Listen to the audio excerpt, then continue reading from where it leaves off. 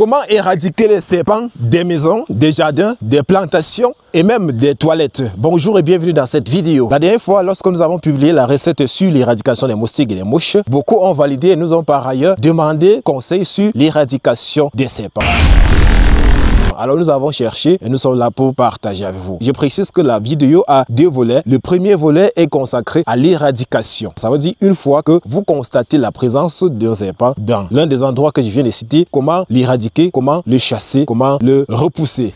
Le deuxième volet est consacré à la protection. Comment établir les barricades, question d'éviter la visite de ces nuisibles dans nos domiciles, dans nos plantations, dans nos jardins et surtout dans nos toilettes. Alors, si la thématique vous intéresse, je vous invite à vous installer confortablement. Surtout, abonnez-vous. Comme cas pratique, nous allons attraper un serpent avec nos propres mains. Un serpent qui se trouve actuellement dans le champ où nous sommes. On l'a vu entrer dans un trou et nous allons appliquer la formule que je vais partager avec vous tout à l'heure pour le faire sortir de son trou. Et nous allons l'attraper. Donc, on va attraper un serpent en direct. Restez tout simplement connectés. En effet, c'est dans ce trou que un de nos ouvriers a vu un serpent se réfugier hier lorsqu'il était de passage. Parce qu'il doit préciser que nous sommes au champ et voici un passage là qui passe. Bon, ça, c'est les routes du champ. Donc, un de nos ouvriers a vu un serpent qui traversait là de notre champ de fruits de la passion. Et lorsqu'il a aperçu directement, il a fui pour se réfugier dans ce trou. Et je dois donc préciser que c'est dans ce trou là que nous allons appliquer la formule pour le faire sortir. S'il se trouve à l'intérieur,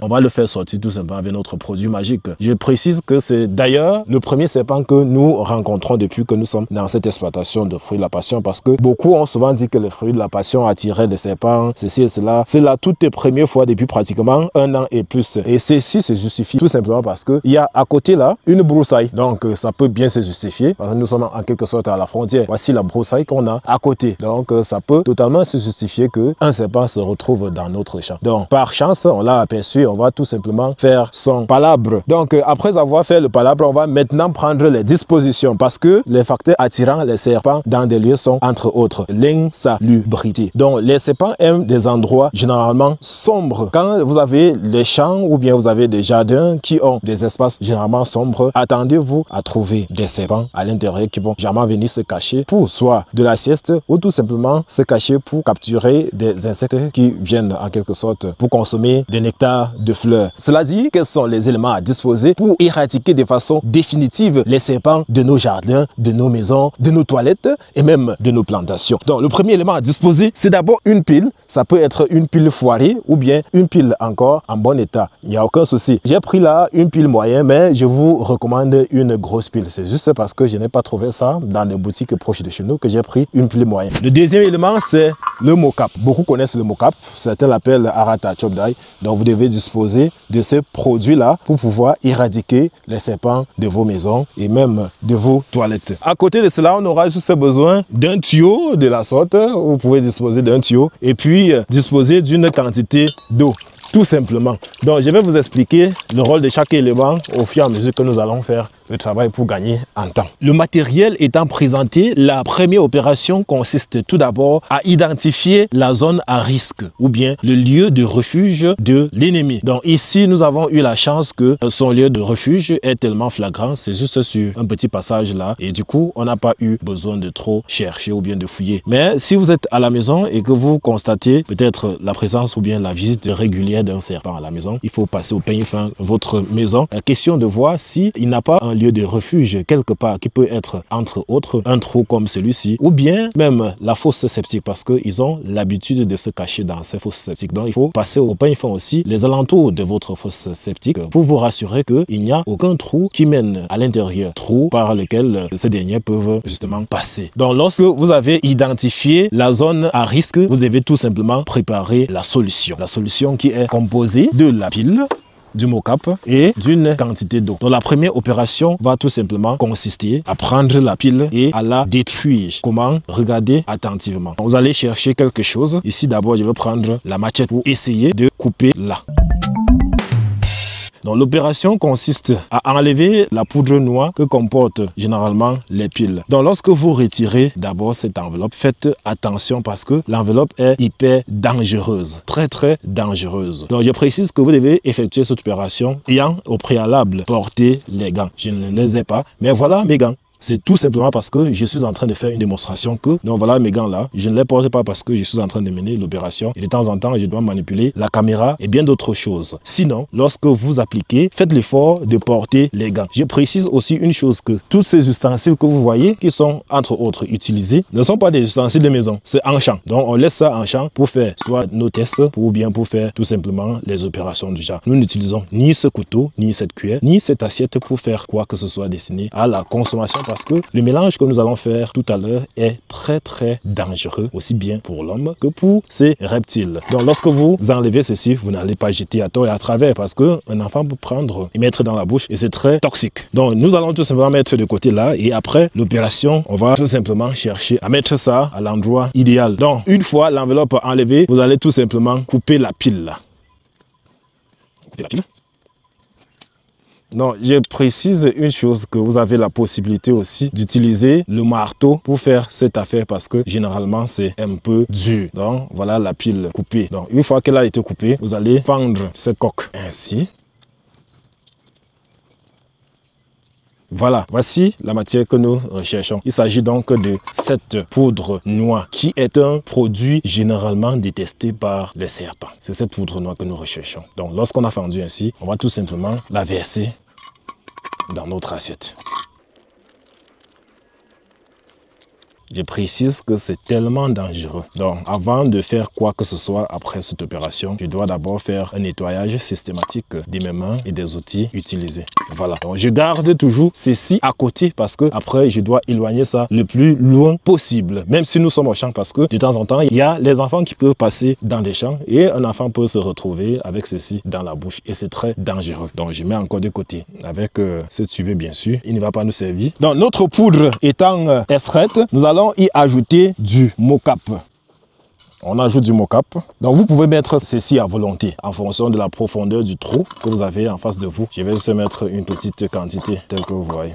Donc je vais expliquer. Parmi ces deux produits, le mocap que vous voyez déjà va dégager une odeur qui est très désagréable pour ces serpents. Le serpent généralement n'aime pas les odeurs désagréables. Donc nous, lorsque nous allons mettre la solution à l'intérieur, le mocap va dégager une odeur très forte et désagréable. Celui-ci donc va sortir et s'enfuir. Sauf que les odeurs en quelque sorte dégagées vont avoir une efficacité limitée dans le temps. Donc pratiquement quelques mois après, cette odeur va en quelque sorte baisser et le serpent pourra encore rentrer dans sa demeure. Donc pour cela, on a utilisé ce produit noir qui est très toxique et qui rend la zone presque invivable pendant même des années. Donc une fois que le mélange a été établi ainsi, on va tout simplement introduire ceci à l'intérieur. Attention là, on va introduire tout en faisant attention parce que il peut directement humer l'odeur là et sortir immédiatement.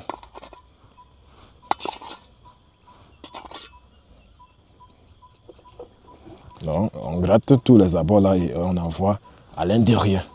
Donc ça, c'est la première opération. L'opération suivante va consister à mettre de l'eau parce que nous ne connaissons pas la profondeur de notre trou et donc nous ne sommes pas sûrs que le mélange est allé jusqu'au fond. Pour cela, on va tout simplement mettre de l'eau. Et comme tout le monde a presque la phobie des serpents, je ne vais pas utiliser directement le seau pour verser parce que en versant, le gars, lui, peut sortir.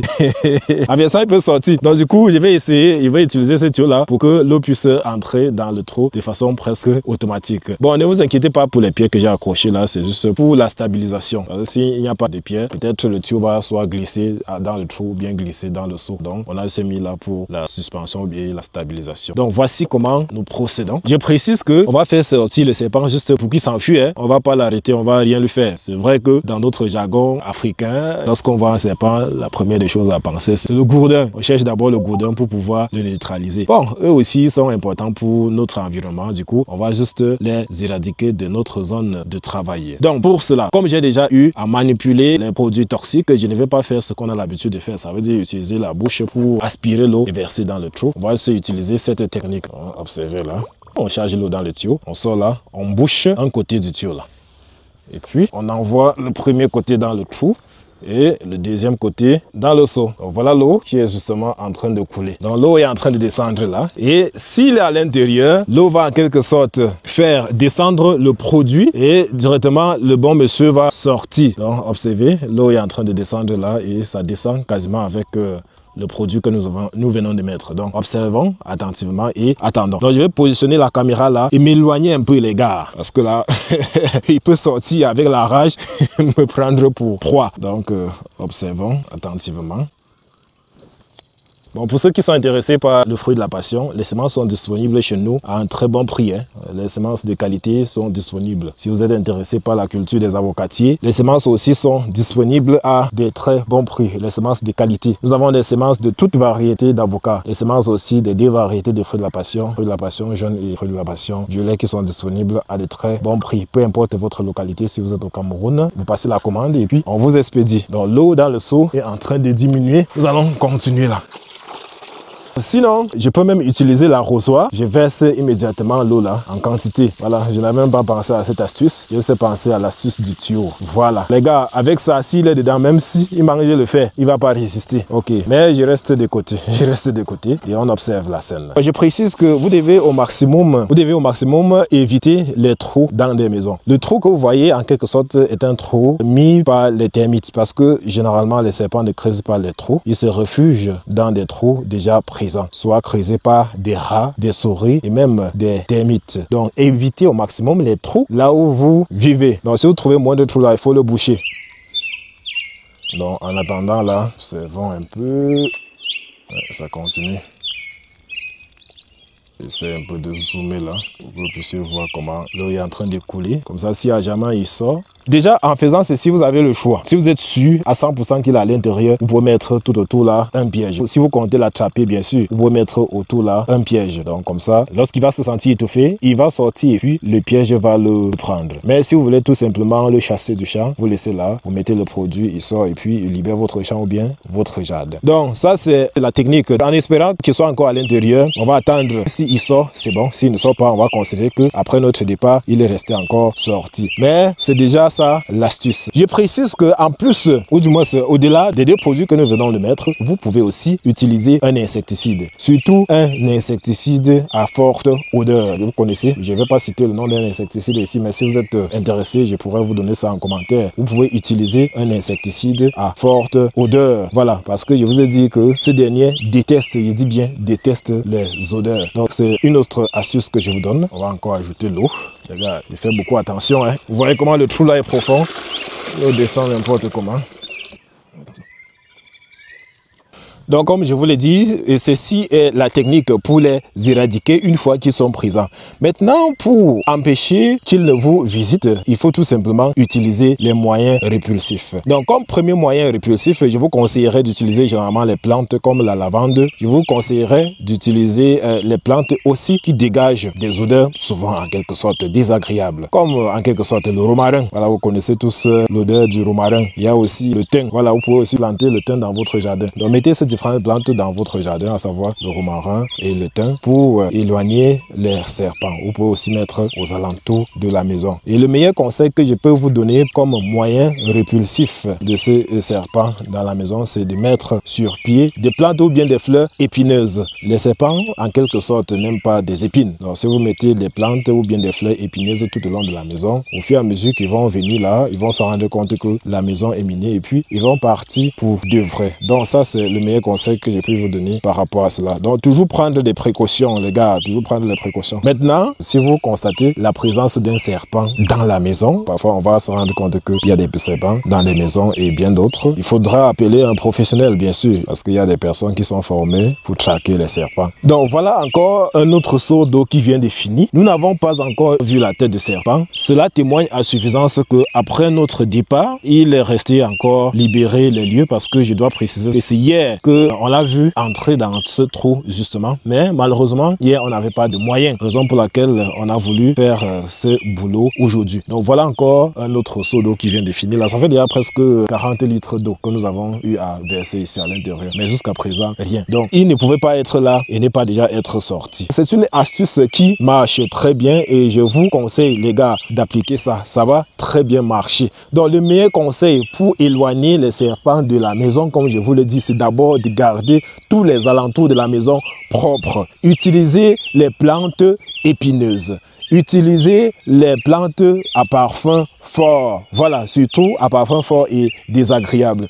Pour ceux qui ont des champs, généralement, le mocap que vous venez de voir, généralement, par mois, nous passons et nous essayons de verser aux alentours de nos champs. Ça permet à ce que chaque fois, le dégagement des odeurs-là puisse les éloigner. Ça, c'est un secret que aussi nous appliquons ici parce qu'on a l'habitude de dire que le fruit de la passion attire les serpents. On n'a jamais vu un serpent, sauf celui d'hier là, sauf celui d'hier. Mais pour prévenir aussi, nous avons l'habitude de faire ce que nous venons de vous dire. Parce que le fruit de la passion, certes, en lui-même n'attire pas les serpents, mais c'est les insectes généralement qui vont venir consommer du nectar lorsqu'il y aura floraison qui vont les attirer. Et le fait que parfois, le développement des lianes va souvent créer en quelque sorte un système d'ombrage. Et c'est donc cette ombre-là que les serpents en raffolent. Donc, pour éviter cela, la première des choses, c'est d'abord de garder le champ propre. Deuxième des choses, souvent verser du mocap autour de nos différents champs. Pour ceux qui sont à la maison, si vous constatez la présence d'un serpent, peut-être dans vos toilettes et autres, le mocap et le produit que je viens de vous donner fait l'affaire. Cherchez juste une bonne quantité de mocap,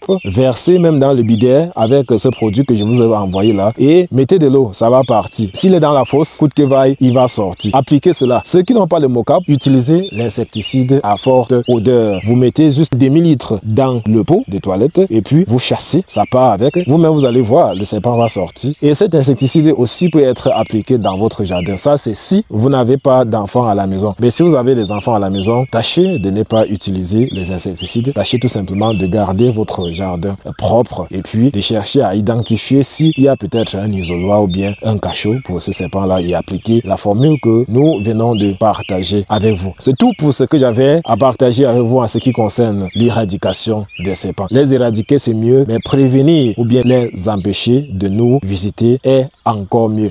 Merci d'avoir regardé la vidéo jusqu'à la fin. Rendez-vous pour la prochaine vidéo dans laquelle je vous montrerai comment éradiquer les geckos. Les geckos, c'est cette sorte de petits lézards, généralement blanchâtres là, qui ont l'habitude de cohabiter avec nous à la maison et donc beaucoup ont tendance à dire que ça constitue un poison pour l'être humain. Ça va donc constituer le thème de la prochaine vidéo que nous allons tourner ainsi.